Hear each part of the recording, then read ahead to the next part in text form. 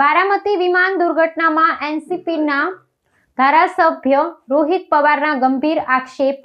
સીવીઆરમાં 2 કલાકને બદલે માત્ર 30 મિનિટનું રેકોર્ડિંગ મળતા ઉઠ્યા સવાલો।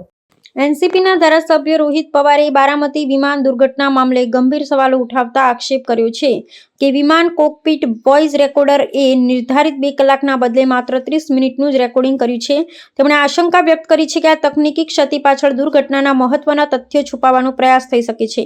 ધારાસભ્ય રોહિત પવારે સોશિયલ મીડિયા અને મીડિયા માધ્યમો દ્વારા જણાવ્યું હતું કે સુરક્ષાના નિયમો અનુસાર કોઈપણ વિમાનના કોકપિટ વોઇસ રેકોર્ડરમાં ઉડાન દરમિયાનના છેલ્લા 2 કલાકનો સંવાદ સુરક્ષિત રહેવો અનિવાર્ય છે। જોકે બારામતીમાં થયેલી તાજેતરની વિમાન દુર્ઘટનામાં આ ઉપકરણમાંથી માત્ર 30 મિનિટનો જ ડેટા પ્રાપ્ત થયો છે। તેમણે સવાલ ઉઠાવ્યો હતો કે શું આ નિયમોનું ઉલ્લંઘન છે કે પછી જાણી જોઈને પુરાવાઓ સાથે છેડછાડ કરવામાં આવી છે।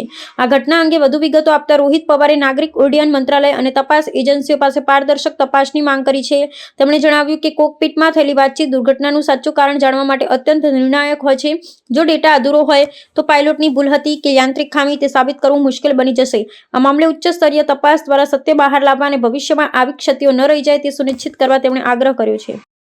जिसके बारे में हम बात कर रहे हैं सीवीआर, वो फ्लाइट में सीवीआर की जो क्षमता थी it was only for 30 minutes. But अगर आप देखो गवर्नमेंट जो है डीजीसीए सिविल एविएशन की रिक्वायरमेंट इज 2 आवर्स।